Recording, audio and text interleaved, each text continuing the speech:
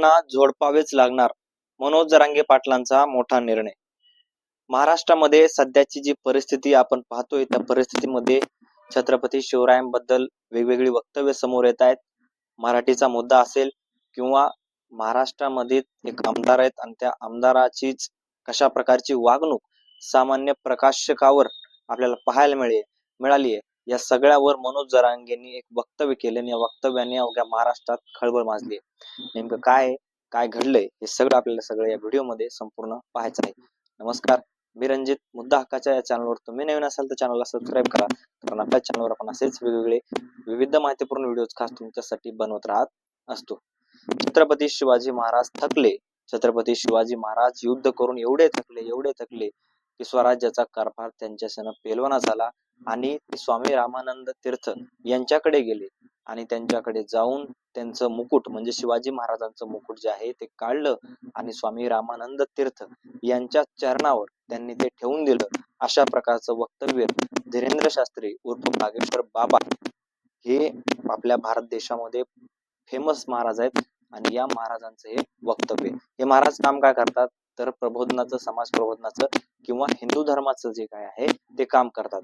आणि यावर देवेंद्र फडणवीसांना एक प्रश्न विचारण्यात आला की देवेंद्र फडणवीस साहेब, तुमच्या राज्यामध्ये येऊन एखादा माणूस अशा प्रकारची छत्रपती शिवाजी महाराजांबद्दल चुकीची कथा किंवा चुकीचा इतिहास सांगण्याचा, प्रदर्शित करण्याचा प्रयत्न करतोय आणि कुठेतरी छत्रपती शिवाजी महाराजांना मानणारे जे महाराष्ट्रात मावळे आहेत त्या मावळ्यांना सुद्धा दुखवण्याचा हा प्रयत्न बागेश्वर धाम सरकारचा आहे.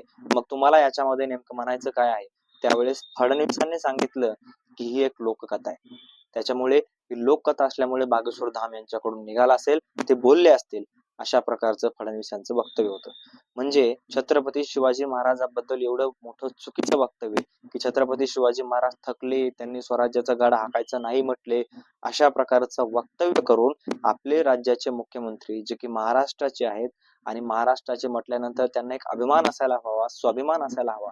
छत्रपती शिवाजी महाराजांबद्दल जर कोणी वाकडं बोललं तर त्या वाकड्याला कशा प्रकारचे सरळ करायचं, अशा प्रकारची धमक आपल्या राज्याच्या मुख्यमंत्र्यांमध्ये असायला पाहिजे होती. मात्र आपल्या देवेंद्र फडणवीसांनी याच्यामध्ये सुद्धा कुठलीही कठोर भूमिका किंवा ठोस भूमिका घेतली नाही. मात्र मनोज जरांगे पाटलांना ज्यावेळेस हा प्रश्न विचारण्यात आला की धीरेंद्र शास्त्री बाबा म्हणजेच बागेश्वर बाबा यांनी अशा प्रकारचं चुकीचं वक्तव्य केलं, त्याच्यावर तुमचं म्हणणं काय? त्यावेळेस मनोज जरांगे पाटलांनी सांगितलेलं आहे की आता यांना झोडावेच लागणार. कोणी उठतंय, कोणी येतंय आमच्या महाराजाबद्दल चुकीचं बोलतंय, आमच्या महाराजांना अशा प्रकारची गोष्ट काहीतरी मराठवाड्यात किंवा महाराष्ट्रात अशा प्रकारची चुकीची गोष्ट पसरवण्याचा यांचा हा उद्देश आहे आणि महाराजांना बदनाम करण्याचा हा डाव आहे. आणि कुठेतरी महाराष्ट्राची जी संस्कृती, छत्रपती शिवाजी महाराजांना देवापेक्षाही जास्त मानणारे इथं लोक आहेत आणि या लोकांना दुखवण्याचा प्रयत्न या महाराजांना केलेला आहे. आमच्या अंगावर कितीही केसेस पडल्या, कितीही पोलीस केस झाल्या किंवा काही झालं तरी आता आम्ही मागे हटणार नाहीत, यांना एकदा झोडपावच लागणार, अशा प्रकारचा सतर्कतेचा इशारा आणि गंभीर इशारा मनोज जरांगे पाटलांनी दिलेला आहे.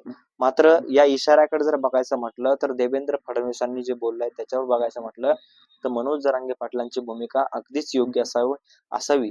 कारण या सगळ्या गोष्टीमध्ये कोणीही येऊन जर आपल्या छत्रपती शिवाजी महाराजांचा अपमान करत असेल तर आपण शांत बसून हे बघणं कुठेतरी चुकीचं आहे आणि यांना प्रत्युत्तर देणं आणि यांना खरा इतिहास सांगणं आणि छत्रपती शिवाजी महाराज महाराष्ट्रातील जनतेसाठी नेमके काय आहेत हे दाखवून देणं खूप काळाची गरज आहे.